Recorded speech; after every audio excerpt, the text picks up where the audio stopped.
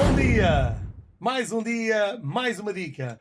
Hoje, mais uma dica super valiosa quanto ao som que nós devemos tirar da bateria. Neste caso, vou-me focar no som que nós devemos tirar dos timbalões. Ok? Super importante nós tirarmos o som a partir do centro da pele. Se nós tentarmos um bocado fora do centro, o som já é diferente. Okay? Aquela nota, chamamos a nota fundamental, aquela nota precisa, bom som, bom corpo, bem no centro da pele. Ok? Esta dica, espero que tenha-te ajudado a tirares um melhor som da tua bateria. Segue-me para mais vídeos.